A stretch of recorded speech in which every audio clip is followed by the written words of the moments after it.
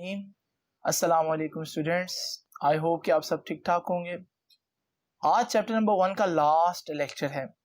Last time हम लोगों ने डायमेंशंस को बड़े अच्छे तरीके से डिस्कस किया था और हम लोगों ने ये भी देखा था कि डायमेंशंस की डेफिनेशन क्या है। आज का जो आर्टिकल है वो है कि डायमेंशन की यूजेस क्या हैं, डायमेंशंस को कहाँ यूज किया जा सकता है। तो लेक्चर स्टार्ट करते हैं और देखते हैं कि डायमेंशंस के क्या फवाइद क्या हैं। डायमेंशंस के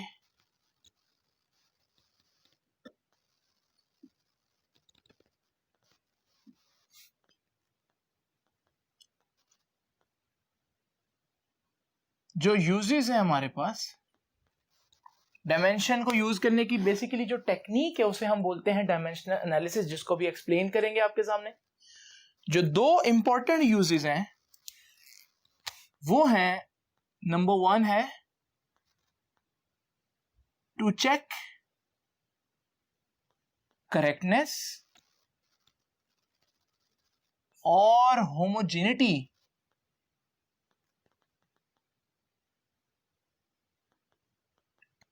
to check correctness of an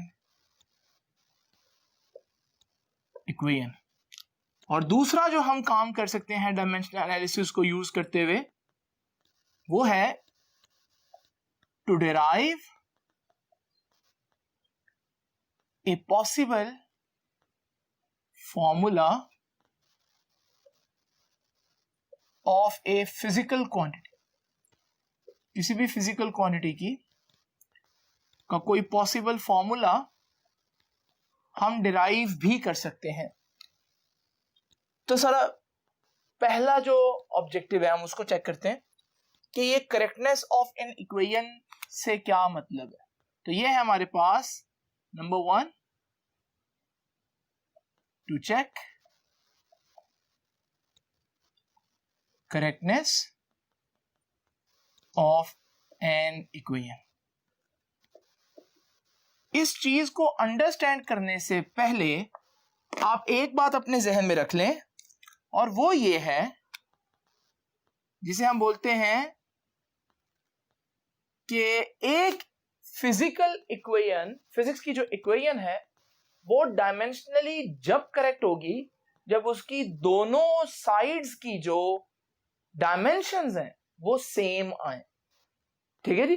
तो ये हमारे पास, अगर हमने चेक करना है कोई इक्वेशन डायमेंशनली करेक्ट है या नहीं, तो हम उसकी लेफ्ट हैंड साइड की डायमेंशन निकालेंगे, उसकी राइट हैंड साइड की डायमेंशन निकालेंगे, और अगर वो बराबर आ जाए तो हम कहेंगे कि हमारी जो इक्वेशन है वो डायमेंशनली करेक्ट है या होमोजीनियस है।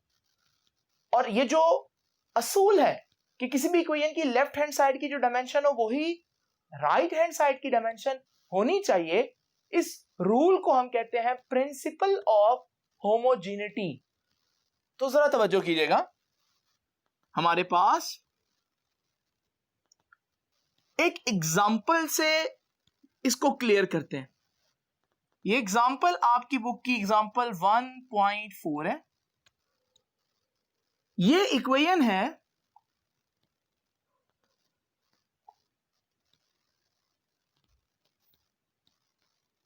इक्वेशन नंबर 1 बोलता हूं।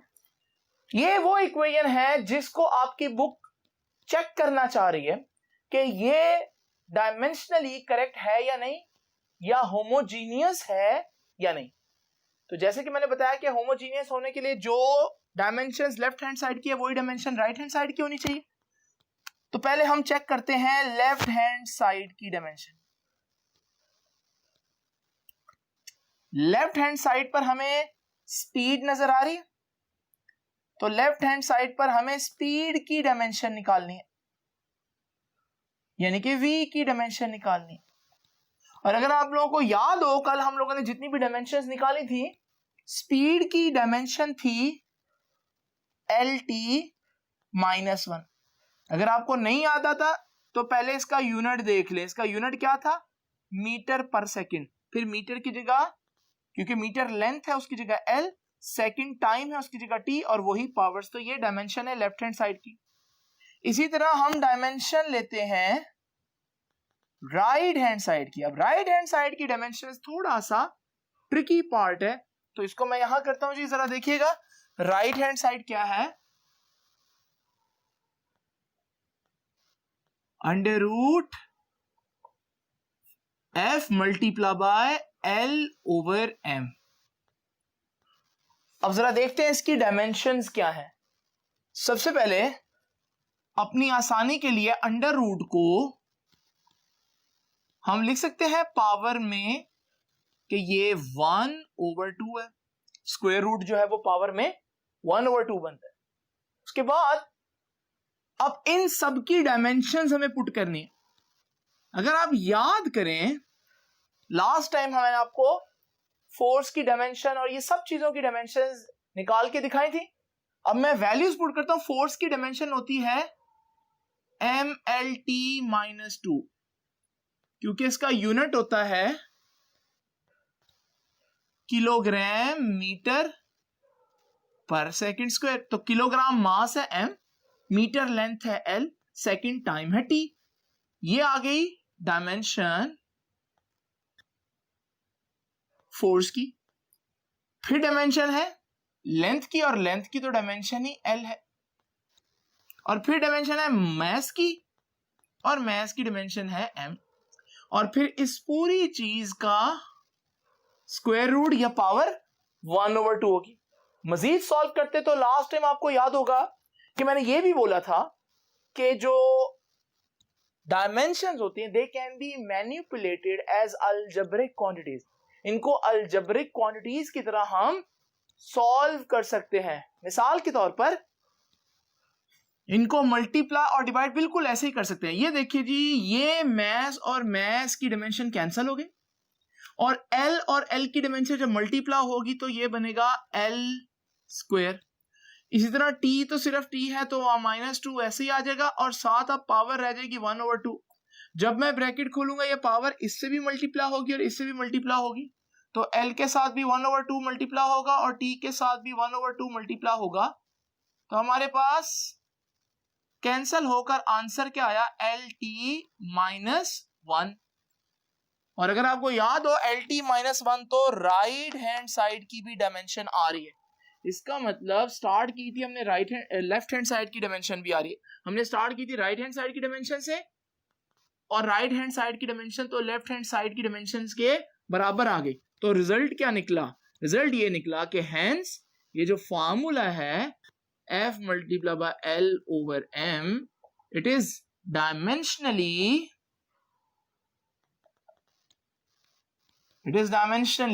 करेक्ट। ये डायमेंशनली बिल्कुल सही है, क्योंकि उसकी लेफ्ट हैंड साइड और राइट हैंड साइड की डायमेंशंस बराबर आ रही। आपकी एक्सरसाइज का एक और न्यूमेरिकल है, गालिबन 1.8 है आई थिंक, जरा उसमें चेक करते हैं। इक्वेशन देता है E is equal to mc square. ये न्यूमेरिकल है आपकी एक्सरसाइज का, E is equal to mc square. वो कहता है इस इक्वेशन को चेक करें कि ये होमोजीनियस है या नहीं, या डायमेंशनली करेक्ट है या नहीं।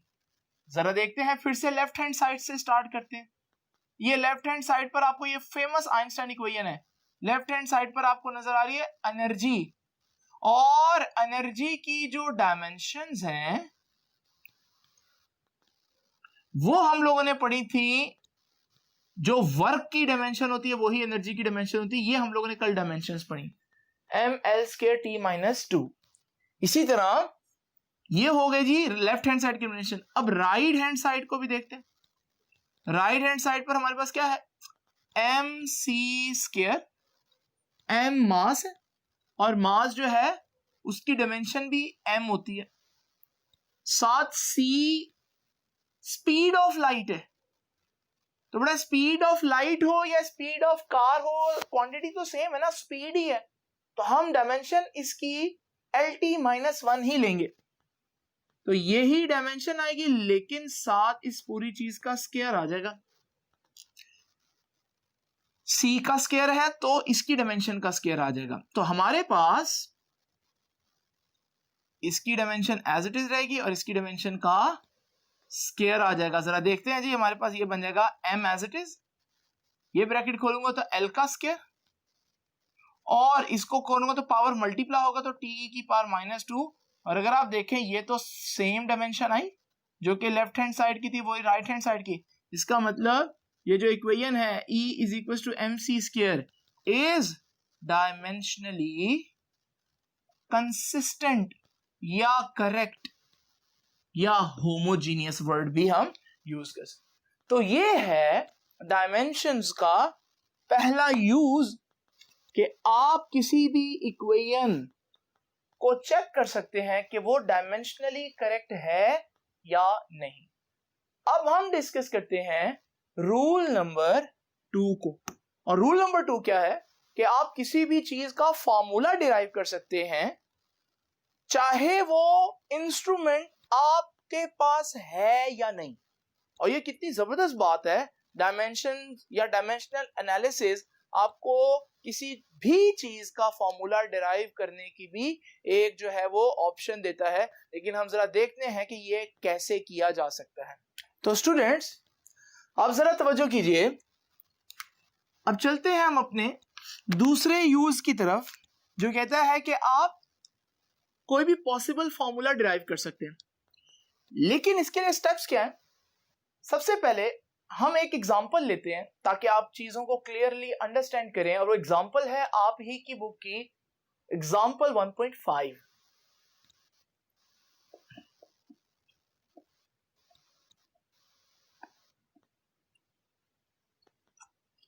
सो एग्जांपल नंबर 1.5 जरा देखिएगा, इसमें हम क्या करेंगे? We will derive the formula of time period of a simple pendulum.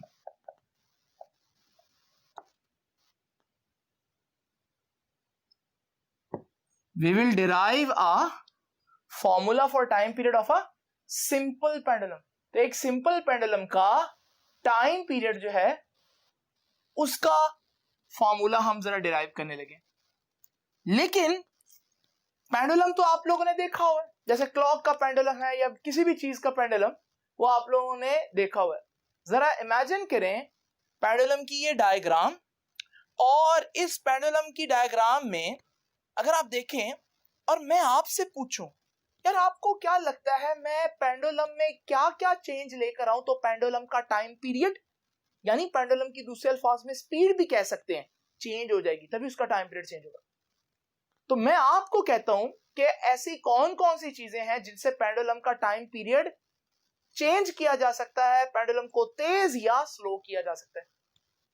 जरूरी नहीं कि आपने जो चीज बताई है वो सही भी हो, लेकिन मैं सिर्फ आपका ओपिनियन जानना चाह रहा हूं कि आपको क्या लगता है कि कौन सी चीजें पेंडुलम का टाइम पीरियड जो है वो अफेक्ट कर सकती हैं। दूसरे अल्फाज में पेंडुलम का टाइम पीरियड किन चीजों पर डिपेंड करता है। तो हम पहले उसकी लिस्ट बनाते हैं। तो time period of a pendulum,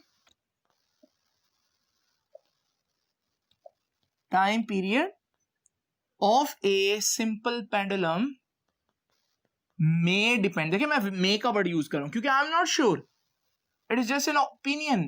तो may depend upon following factors. अब वो देखें जी, पहली चीज तो सबके जहन में यही आएगी, हो सकता है अगर मैं पेंडुलम का जो बॉब है वो बड़ा लगा दूं तो शायद इससे कोई फर्क पड़ जाएगा टाइम पीरियड के, पेंडुलम के टाइम पीरियड को। यानी कि मैस ऑफ बॉब, इसको आप स्मॉल m कह देते हैं, मैस, यानी मैस एक फैक्टर हो सकता है। नंबर 2, हो सकता है कुछ बच्चे ये भी कहें कि अगर हम टाइम पीरियड की जो थ्रेड है, जो हमारा सिंपल पेंडुलम का जो थ्रेड है, धागा है, उसकी लंबाई चेंज करें तो टाइम पीरियड चेंज हो जाए। यानी कि एक पॉसिबल फैक्टर और भी हो सकता है, और वो क्या है? Length of simple pendulum. मैं इसको L कह देता हूं। इसी तरह एक और फैक्टर हो सकता है and that is angle with vertical. Angle with vertical, यानी कि बहुत से लोग ये भी सोचते हैं कि अगर हमारे पास ये पेंडुलम है, अगर मैं इस पेंडुलम को, ये हमारे पास एक पेंडुलम है, अगर इस पेंडुलम को मैं थोड़ा मूव करूं और छोड़ूं तो शायद ये आराम आराम से मूव करे, और अगर मैं इसको ज्यादा दूर तक लेकर जाऊं और फिर छोड़ूं तो अब क्या हो सकता है, ये तेजी से मूव करे। थिंकिंग की बात करूं, अगर ये फैक्टर गलत होगा, डायमेंशनल एनालिसिस की खूबसूरती ये है कि अगर कोई फैक्टर ऐसा है जो नहीं इन्वॉल्व तो वो ऑटोमेटिकली खत्म भी हो जाएगा। तो इसलिए ये 3 फैक्टर्स आपने दिए, तो ये एंगल थीटा भी मैटर करता है। और नंबर 4 जो हमारे पास चीज है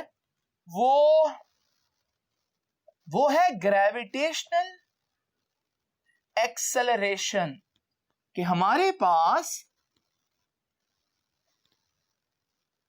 जो ग्रेविटेशनल एक्सेलरेशन, जो ग्रेविटी की स्ट्रेंथ है वो कितनी है, क्योंकि ग्रेविटी की स्ट्रेंथ ज्यादा होगी तो हो सकता है टाइम पीरियड पेंडुलम का अफेक्ट हो, क्योंकि वो जो बॉब है जमीन उसको ज्यादा तेजी से खींचेगी, अगर जी की वैल्यू ज्यादा होगी तो उसका टाइम पीरियड अफेक्ट हो सकता है। तो ये 4 फार्मूले, ये 4 फैक्टर्स मेरे दिमाग में इस वक्त आ रहे हैं कि यार ये चीजें ऐसी हैं जो पेंडुलम के टाइम पीरियड को अफेक्ट करेंगी या कर सकती हैं। अगर नहीं इसमें से कोई ऐसा फैक्टर, वो खुद ही निकल जाएगा। अब जरा देखें इसको सॉल्व कैसे करते हैं। ये सारी बात जो मैंने वर्डिंग्स में लिखी है, पहले तो मैं इसको लेकर आता हूं मैथमेटिकल फॉर्मूला की शेप में। तो ये सारी चीजें हैं जिन पर टाइम पीरियड डिपेंड कर रहा है, तो मैं लिखूंगा टाइम पीरियड डिपेंड्स अपॉन, पहला कौन सा फैक्टर है जिस पर डिपेंड कर रहा है, मैस। दूसरा कौन सा फैक्टर है जिस पर डिपेंड कर रहा है, लेंथ। तीसरा फैक्टर जिस पर डिपेंड कर सकता है, एंगल। और चौथा फैक्टर जिस पर डिपेंड कर सकता है, जी की वैल्यू पर। तो ये है वो सारे फैक्टर जिन पर टाइम पीरियड डिपेंड कर सकता है। लेकिन आपको पता है समटाइम्स फार्मूले में हायर पावर्स भी आती हैं। एक्स वाई के डायरेक्टली प्रोपोर्शनल नहीं होता, एक्स वाई के स्क्वायर के डायरेक्टली प्रोपोर्शनल होता है, एक्स वाई के अंडर रूट के डायरेक्टली प्रोपोर्शनल होता है, एक्स वाई की पावर 3 के। तो इनकी पावर्स भी तो हो सकती हैं, तो मैं इनको इमेजिनरी पावर्स दे देता हूं कि भाई इसके इतनी पावर ऊपर डिपेंड कर रहा है, ए बी सी डी, कोई भी पावर्स हो सकती है। आपको मालूम है डायरेक्टली प्रोपोर्शनल जो है उसको हटाएंगे जब भी, for that purpose we have to multiply by a proportionality constant. हमें जब भी डायरेक्टली प्रोपोर्शनल की जगह इक्वेशन लेकर आते हैं तो हमें कांस्टेंट से मल्टीप्लाई करना पड़ता है, साथ हमारे पास वही बाकी चीजें रह जाएंगी और उन वेरिएबल्स की कुछ पावर्स होंगी जिनको मैंने ए बी सी डी का नाम दिया। आप पूछेंगे सर अब करना क्या है? Answer is very easy. We are going to find out the value of A B C D, दूसरे अल्फाज में the value of the powers. ये है हमारे पास इक्वेशन नंबर 1, और इस इक्वेशन नंबर 1 की जितनी भी वेरिएबल्स की पावर है वो हम लोगों को अब फाइंड आउट करनी है। लेकिन हम उनको कैसे फाइंड आउट करेंगे? उसके लिए सबसे पहले लेफ्ट साइड और राइट साइड पर जितनी भी चीजें आ रही हैं कांस्टेंट के अलावा, जरा मैं उनको स्टार बनाता हूं। कितनी चीजें आ रही हैं जी? एक चीज, ये दूसरा वेरिएबल, तीसरा वेरिएबल, चौथा और पांचवा। 5 वेरिएबल्स आते हैं, मुझे पांचों की डायमेंशंस पता होनी चाहिए। तो पहले मैं पांचों की डायमेंशंस अलग लिख लेता हूं ताकि हमें बाद में प्रॉब्लम ना हो। लो भाई, ये time period, what is the dimension of time period? और टाइम पीरियड हो या टाइम हो, डायमेंशन तो सेकंड ही होगी, डायमेंशन तो टी ही होगी। तो dimension of time period is T. उसके बाद mass, what is the dimension of mass? तो आपको मालूम है मैस की dimension capital M. Now length, what is the dimension of length? तो लेंथ की डायमेंशन भी बताई है आप लोगों को, L. What is the dimension of angle? Angle की डायमेंशन में एल में बता दो, पहले जी की डायमेंशन देख लेते हैं। What is the dimension of G, gravitational acceleration की डायमेंशन क्या होती है? एक्सेलरेशन की जो डायमेंशन होती है, जो मैंने कल बताई थी LT-2, वही ग्रेविटेशनल एक्सेलरेशन की डायमेंशन होती है। हमारे पास इतना टाइम नहीं है कि हम हर दफा फिर से एक्सेलरेशन और इन सारी चीजों की जो डेरिवेशंस दोबारा से करें, इनकी डायमेंशंस दोबारा से निकालें। तो इसलिए कल का लेक्चर अच्छी तरह से याद करें, क्योंकि वो हर जगह पर यूज होगा। अब जरा देखिए, रह गया एक स्टार यानी कि एंगल। तो डायमेंशन ऑफ एंगल, ये थोड़ा सा मैं आपको बता देता हूं।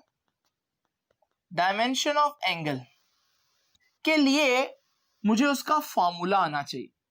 तो जरा देखते हैं, इसको हम थोड़ा सा हमें देखना पड़ेगा। डायमेंशन ऑफ एंगल, एंगल का फॉर्मूला क्या था? थीटा किसके बराबर होता है? S arc length over radius, यानी कि आर एस ओवर आर। ये फॉर्मूला पढ़ा था हमने रेडियन में। अब एस क्या है?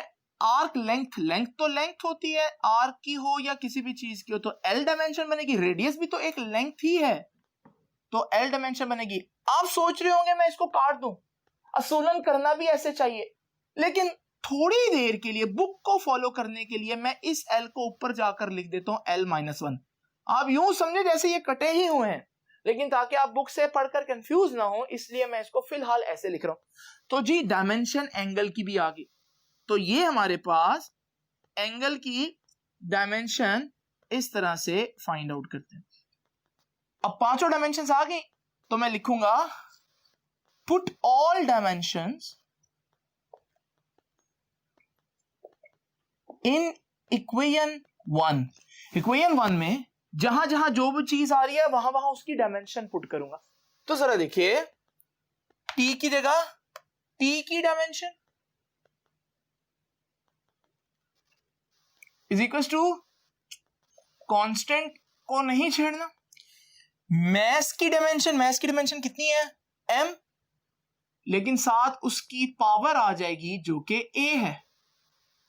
उसके बाद l की डायमेंशन क्या है?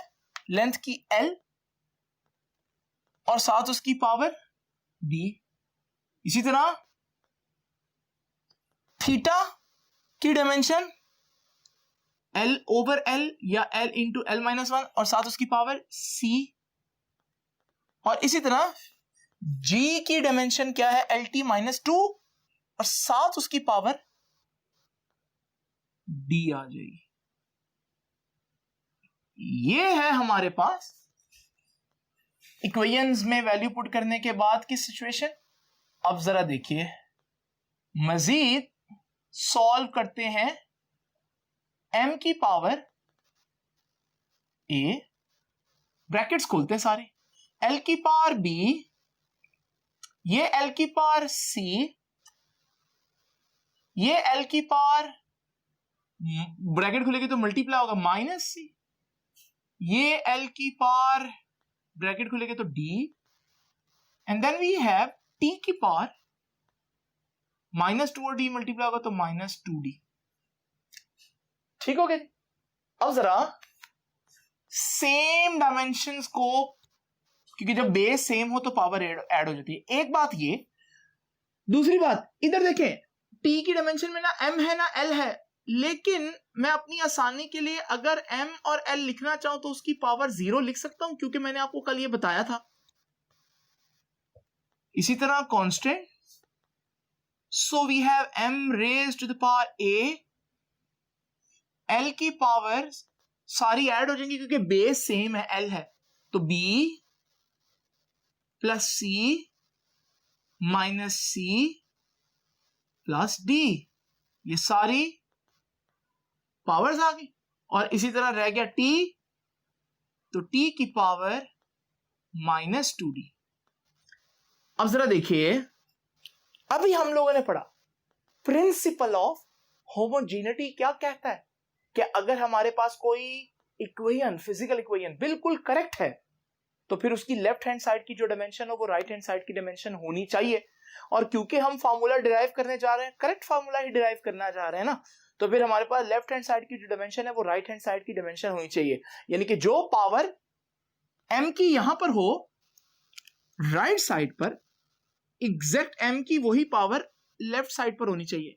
तो अगर मैं कंपेयर करूं by comparing left hand side with right hand side dimensions, तो मैं कह सकता हूं कि जितनी पावर m की इधर है उतनी ही पावर m की इधर है, तो इधर तो a है, इधर 0 है, तो फिर a इक्वल्स टू 0। आपको याद है मैंने अभी बोला था हमने क्या फाइंड आउट करना है, इनकी वैल्यूज फाइंड आउट करनी है, और ये मैंने इसकी वैल्यू फाइंड आउट कर ली a की। मजीद देखें, हमें मालूम है ये c और माइनस c तो कैंसल हो जाएगा। अब l की पावर इधर क्या रहेगी, b प्लस d, कंपेयर कर रहा हूं, और यहां l की पावर क्या रहेगी 0, तो इसका मतलब b प्लस d किसके बराबर आएगा 0 के। ये भी हमारे पास एक इक्वेशन आ गई। और फिर t की पावर कितनी है -2d, यहां t की पावर नहीं लिखी हुई 1 मतलब, तो फिर -2d किसके बराबर आया 1 के। और यहां से हमारे पास 3 इक्वेशंस आ गए।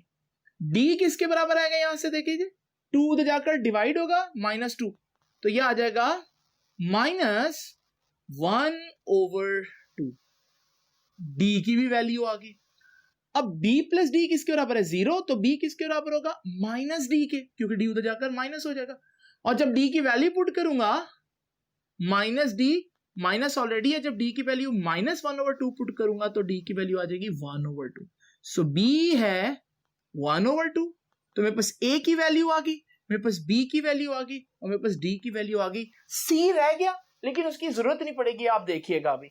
अब जरा देखें, ये सारी वैल्यूज जो है a b c की, मैं इनको वापस पुट कर देता हूं इक्वेशन नंबर 1 में। तो put values of a b d in equation 1।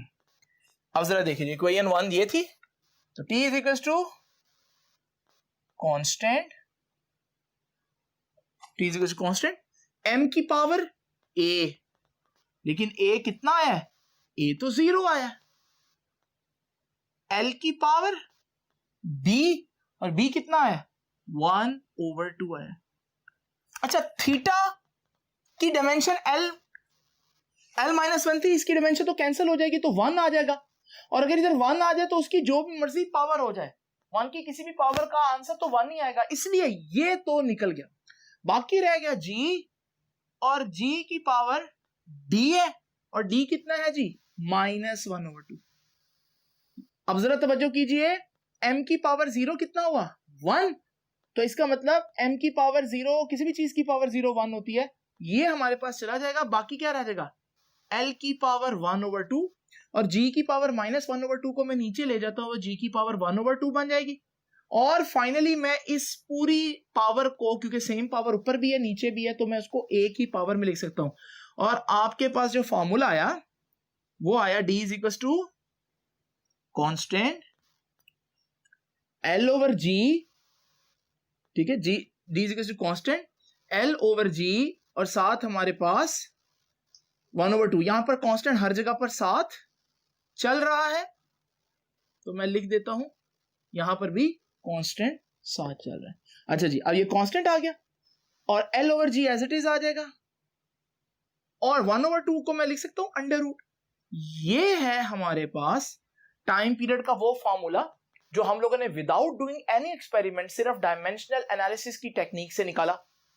लेकिन क्या आपको असल टाइम पीरियड का फॉर्मूला याद है? तो टाइम पीरियड का असल फॉर्मूला था t is equal to 2π under root l/g। They are very much similar, सिर्फ 2π जो है उसकी जगह यहां कांस्टेंट आया। इसका मतलब एक और बात कि डायमेंशनल एनालिसिस में कांस्टेंट की वैल्यू कभी भी फाइंड आउट नहीं की जा सकती। तो आप फार्मूला डिराइव कर सकते हैं, लेकिन कांस्टेंट की वैल्यू कितनी होगी ये बताना आप लोगों के लिए मुमकिन नहीं है, और यही डायमेंशनल एनालिसिस का एक छोटा सा ड्रॉबैक है। तो अब हम जरा देखते हैं कि डायमेंशनल एनालिसिस के क्या लिमिटेशंस हैं, कहां वो फेल हो जाता है, तो जरा देखते हैं। तो स्टूडेंट्स, सबसे पहले तो हमने इसी एग्जांपल में देखा कि पहला प्रॉब्लम डायमेंशनल एनालिसिस के साथ क्या है, क्या लिमिटेशंस हैं डायमेंशनल एनालिसिस की। तो पहली लिमिटेशन है कि dimensional analysis does not give any information about the constant of proportionality. आपके पास कांस्टेंट ऑफ प्रोपोर्शनैलिटी कितना आएगा, डायमेंशनल एनालिसिस ये नहीं बता सकता. इसके अलावा क्या प्रॉब्लम है कि डायमेंशनल एनालिसिस का ये जो मेथड है, it is not applicable to trigonometric functions and exponential functions. अगर किसी इक्वेशन में साइन थीटा कॉस थीटा आ जाते हैं, ट्रिग्नोमेट्रिक फंक्शंस आ जाती हैं, तो वहां पर हमारे पास डायमेंशनल एनालिसिस का जो मेथड है ये यूज नहीं हो सकता. इसके अलावा डायमेंशनल एनालिसिस का मेथड वहां भी नहीं यूज हो सकता जहां वेरिएबल्स की जो तादाद है वो ज्यादा हो जाए. जैसे यहां तो 3 थी, लेकिन अगर वेरिएबल्स की तादाद 5 हो जाए या 6 हो जाए तो फिर डायमेंशनल एनालिसिस का जो मेथड है ये एप्लीकेबल नहीं रहता. तो ये थे कुछ लिमिटेशंस जो शॉर्ट क्वेश्चंस में पूछी जाती हैं. यहां चैप्टर नंबर 1 का एंड होता है. नेक्स्ट टाइम हम चैप्टर नंबर 2 का लेक्चर जो है वो स्टार्ट करेंगे, लेकिन उससे पहले आप लोगों को चैप्टर नंबर 1 को एक दफा पूरा गो थ्रू करना है ताकि आप इसके कॉन्सेप्ट्स को अच्छी तरह से अंडरस्टैंड कर सकें. अल्लाह हाफिज.